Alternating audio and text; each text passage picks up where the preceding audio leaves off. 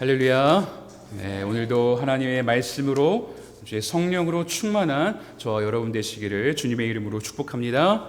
네, 정말 아까 잊어버렸는데 혹시나 끝나고 바로 가실까봐 끝나시면은 잠깐 우리 최메리 집사님 모시고 밑으로 내려오시면은 제가 따로 기도해 드리고 싶습니다. 그래서 끝나고 가지 못하시도록 네, 좀 이따가 뵙도록 하겠습니다.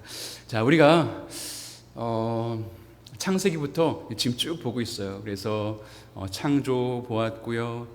족장 시대, 아브라함, 이삭, 야곱, 요셉으로 이어지는 족장 시대를 보았고요.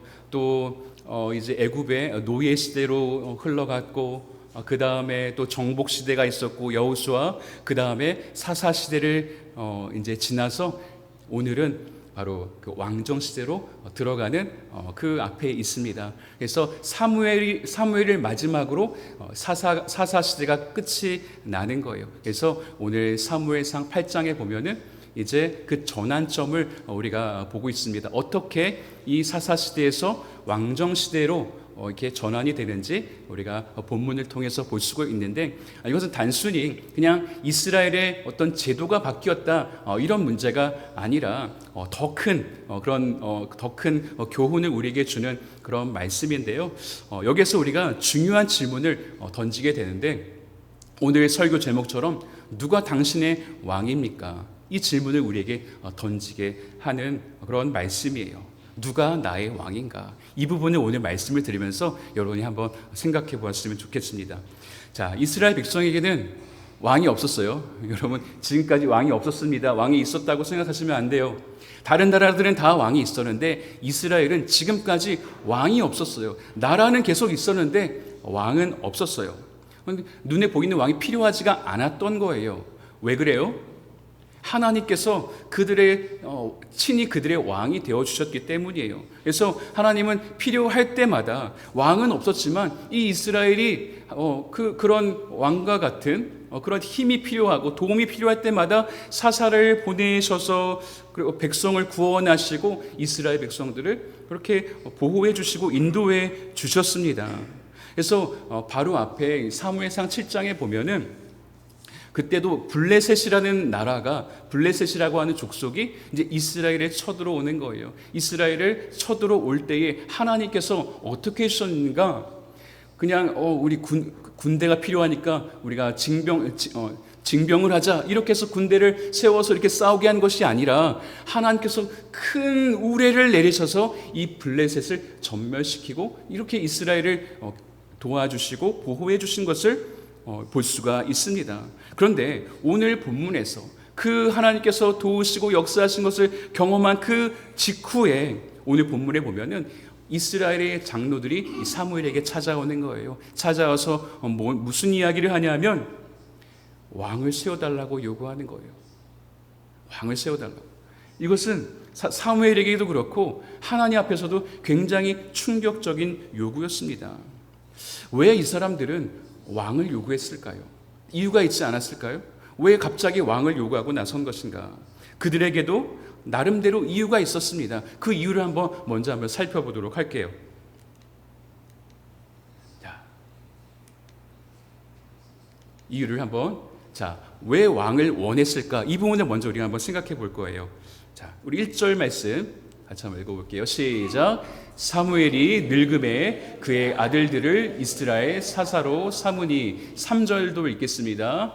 그의 아들들이 자기 아버지의 행위를 따르지 아니하고 이익을 따라 뇌물을 받고 판결을 굽게 하니라. 아멘. 자, 이유가 뭐냐 하면 1절에 보면은 사무엘이 늙었어요. 시간이 많이 흘려서 그 소년 사무엘이 이제 할아버지가 되었습니다. 사무엘이 늙었습니다. 그래서 누구를 아들로 삼아요? 그의 아들들을 사사로 삼았어요. 여러분, 사사는 원래 누가 세워야 돼요? 사무엘이 막 그냥 세우고 싶다고 세울 수 있는 거예요? 아니에요.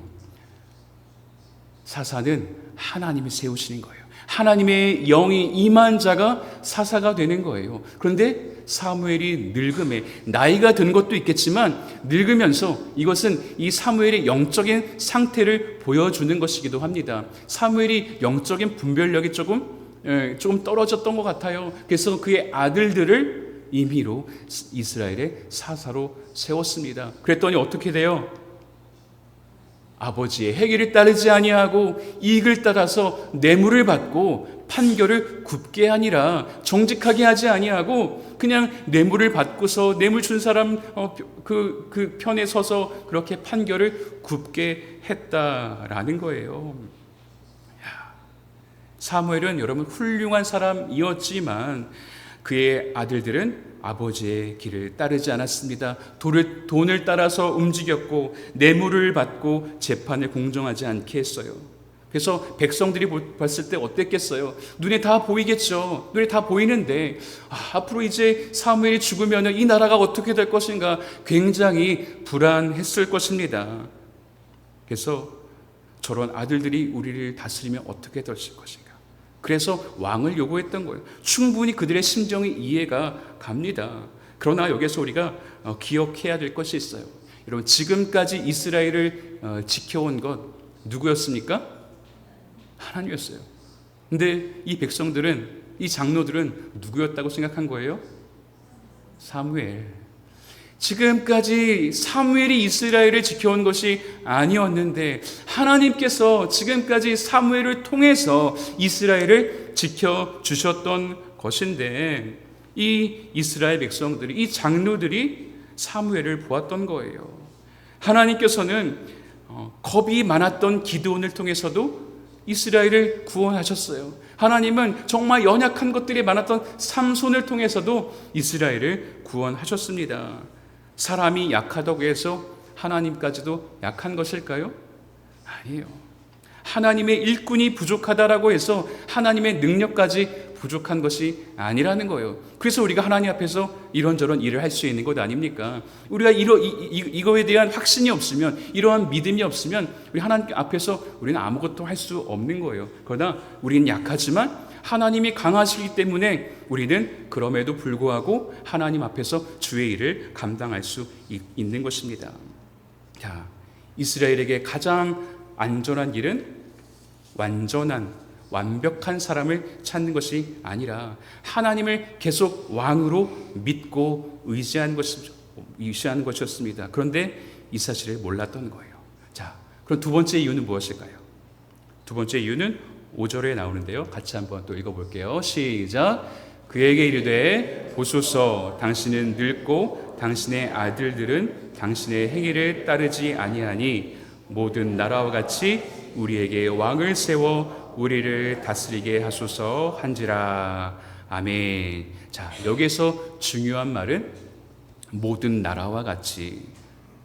이스라엘 주변의 나라에는 다 왕들이 있었다 그랬죠. 주변엔 다 왕들이 있었어요. 왕이 군대를 이끌었고 왕이 나라를 다스리고 이런 것들 보니까 어때요? 더 강해 보이고 더 안정적인 것 같고 더 발전된 것처럼 보였던 것입니다. 그래서 생각한 것이 저 나라에는 왕이 있는데 왜 우리에겐 왕이 없는 것인가? 저 나라에는 왕이 있으니까 저렇게 발전하고 저렇게 강하게 나라를 키워가고 세울 수 있는 것 아닌가? 우리도 왕을 세우면 더 강해질 수 있지 않을까? 이런 생각을 했다라는 것이죠. 그들은 눈에 보이지 않는 하나님보다 눈에 보이는 왕을 원했습니다. 그래서 하나님을 의지하기보다 다른 나라들이 가진 그 제도와 힘이 이스라엘을 더 견고하게 세워주고 지켜줄 거라는 그런 잘못된 생각을 했던 것입니다. 그런데 여기서 왕을 세워달라고 하는 것에 대한 가장 더 큰 문제는 뭐냐면 그 당시에는 왕을 어떤 존재로 여겼어요? 왕이라는 것은 신과 같은 존재였어요. 그래서 왕이라는 것은 신이기 때문에 그 왕을 섬기는 것이죠. 그렇기 때문에 이스라엘이 왕을 요구한 것은 단순히 지도자 한 사람을 제대로 된 지도자를 세워달라고 한 것이 아니었습니다. 하나님 대신에 자신들이 보고 따라갈 수 있는, 우리가 내 눈에 보고서 의지할 수 있는 그 다른 대상을 세워달라고 했던 거예요. 이게 뭐예요? 우상이잖아요. 그죠? 하나님이 가장 싫어하시는 우상이라는 거예요. 눈에 보이는 그것을 따라가고 싶은 것이죠. 여러분, 우리도 얼마든지 모든 나라와 같이 살아갈 수 있습니다. 죄송한데 눈이 부셔서 그런데 문 좀 닫아주시겠어요? 차에 비쳐서 뒤에 제 눈을 때리고 있습니다. 네. 자, 우리도 모든 나라와 같이 다른 주변의 이스라엘 백성들과 같이 그렇게 모든 나라와 같이 우리가 살 수 있다는 거예요. 특히 우리 한국 사람들 비교 잘하잖아요. 우리 비교 얼마나 많이 하는지, 그죠? 주변에서 뭐 한다 그러면은 나도 해야 될 것 같고, 그래서 우리는 다 똑같은 옷 입고 다니고, 유행에 따라서 우리가 저 사람 한국 사람이구나 이렇게 볼 수 있을 정도. 우리는 참 서로 비교 많이 하는 사람들입니다. 세상 사람들이 사는 모습을 보면서 저 사람 저렇게 잘 사는데 나는 왜 이 모양일까? 세상에서는 이렇게 해야지 성공해야 된다고 하는데 나도 그렇게 해야 되는 거 아닌가? 세상의 방법이 더 빠르고 더 화려해 보이고 더 안전해 보일 때가 있다라는 거예요. 그러다 보면은 하나님의 말씀보다 세상의 기준을 우리가 더 믿게 되는 것이죠. 그리고 하나님보다 돈이나 어떤 지위나 어떤 사람의 인정을 더 의지하게 되는 것입니다. 어쨌든 이렇게 두 가지 이유로 왕을 요구했던 거예요. 겉으로 보기에는 그럴듯한 이유예요. 이해할 만해요. 그래, 이스라엘이 그렇게 요구한 이유가 있었네. 참 감정적으로 이해됩니다. 그러나 왕을 세운다라는 것은 하나님 앞에서 영적으로 굉장히 위험한 요구였습니다. 그래서 우리도 스스로 질문해야 돼요. 나는 누구를 따라 살고 있는가? 나는 무엇이 있어야 안전하다고 생각하는 것? 이거는 꼭 있어야지 내가 안정감을 누리는 것은 무엇인가? 나도 이스라엘 백성과 같이 다른 왕을 요구하고 있는 것은 아닌가? 자, 우리 마음은 어때요? 하나님, 보이지 않는 하나님 알겠어요. 하나님 거기 계신 건 알겠는데 하나님 말고, 보이지 않는 예수님 말고 하나님 지금 당장 내 눈앞에 필요한 하나님 돈이 필요해요. 지금 눈에 보이는 돈 좀 주세요. 지금 하나님 믿어요. 하나님 알겠어요. 지금 나에게 물질이 필요해요. 하나님 나에게 사람이 필요해요. 하나님 지금 내가 내 눈에 보이는 성공을 꼭 가져야 되겠어요. 이렇게 하니까 좀 더 감정이입이 되죠. 네, 그게 우리의 모습이라는 거예요. 사랑하는 성도 여러분, 여러분이 의지하는 왕은 누구입니까? 이스라엘 장로들에게 그럴듯한 이유가 있었어요. 그 정도면 정말 요구할 만합니다. 그렇게 생각할 수 있어요. 사무엘은 늙었고 그의 아들들은 정말 페류나 같이 정말 잘못된 길로 가고 있고, 주변 나라에는 보니까 다들 왕이 있어서 이런 일들은 없는 것 같고, 그러나 아무리가 여러분 이유가 그럴듯해도 그것이 하나님 앞에서는 옳은 선택이 될 수 없다는 것을 알려주시는 거예요. 그래, 너 마음 이해된다. 그렇다고 그 요구가 타당하게 받아들여질 수 없다라는 거예요. 우리 7절 말씀 같이 해볼까요? 7절 시작. 이는 그들이 너를 버림이 아니요 나를 버려 자기들의 왕이 되지 못하게 함이니라. 아멘. 사무엘이 이 백성들의 요구를 듣고서 굉장히 속상했어요. 그래서 정말 낭망이 됐어요. 근데 하나님께서 그러시는 거예요. 뭐라 하냐면 그들이 너를 버린 것이 아니라 나를 버려서 자기의 왕이 되지 못하게 함이니라. 이렇게 말씀하십니다. 이스라엘의 가장 큰 문제는 왕을 요구한 그 행동 자체가 아니었습니다. 그들의 마음이 문제였어요. 그들은 더 이상 하나님께서 자신들의 왕이 되어주신 것을 원하지 않았습니다.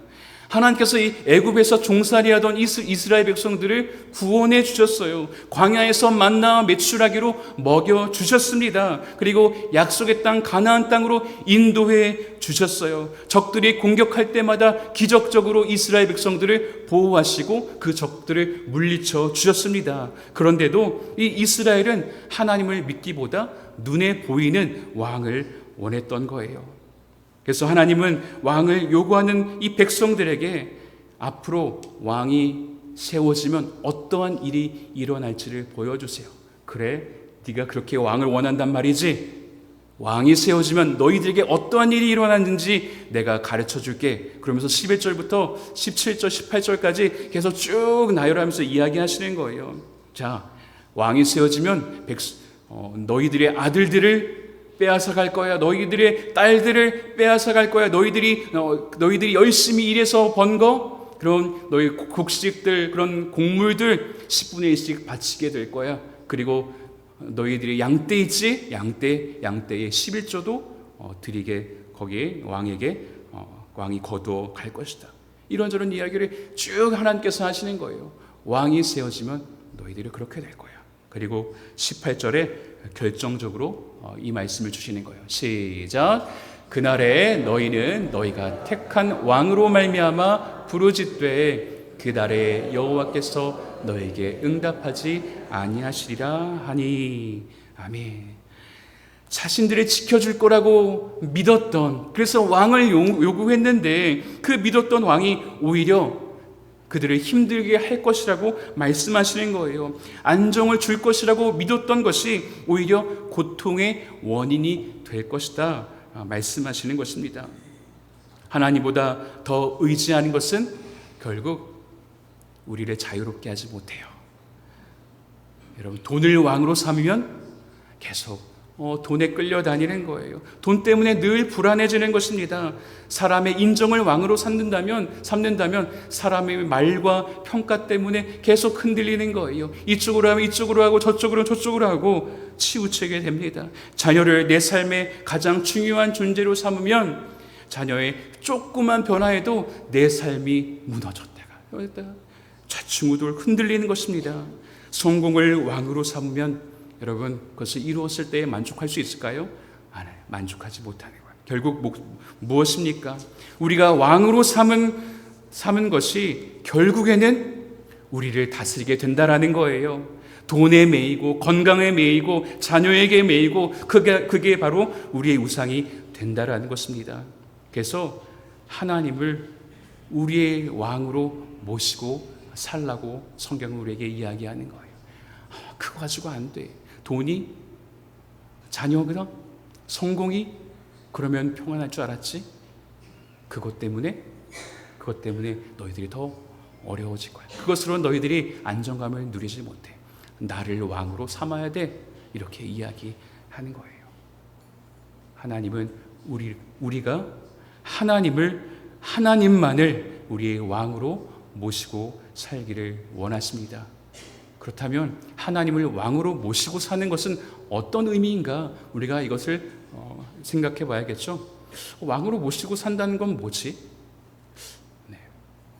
자, 내비게이션으로 목적지를 찍고서 이제 운전을 할 때 그 안내를 따라가죠. 그런데 길을 가면서 계속 내 생각대로 방향을 바꾸고 이 안내가 마음에 들지 않을 때 그냥 다른 길로 간다면 목적지에 제때에 도착할 수가 없을 것입니다. 하나님을 왕으로 모신다라는 것은 우리가 입으로만 하나님이 나의 왕이십니다 이렇게 말하는 것이 아닙니다. 우리 아까 찬양했던 것처럼 너가 나를 사랑하느냐 주님만이 아십니다.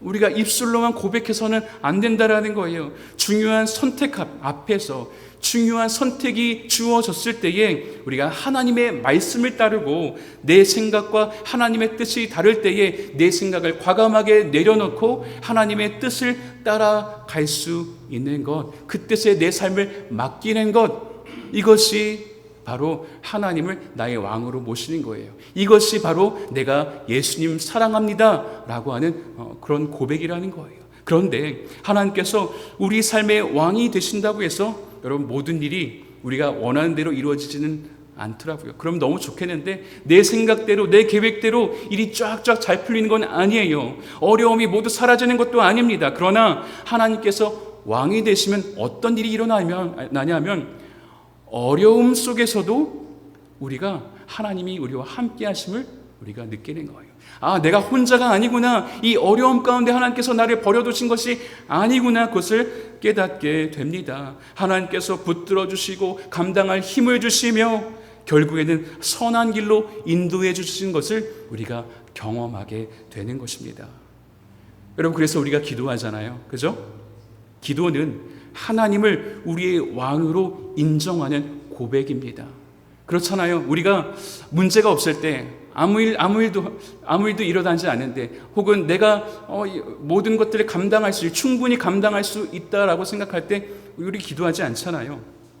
기도한다라는 것은 하나님, 저는 다 알지 못합니다. 하나님, 제가 다 할 수 있을 줄 알았는데 그게 아니네요. 결국 내가 할 수 있는 것이 아무것도 없었네요. 이런 고백을 하면서 기도하게 되는 거잖아요. 그렇죠? 하나님, 모든 것을 주님께 맡깁니다. 결국 주님이군요. 내 생각보다 주님의 뜻을 따르겠습니다. 이것이 바로 기도입니다. 물론 우리가 넘어질 때 있죠. 저도 얼마나 넘어지는지 모릅니다. 실수할 때 많이 있습니다.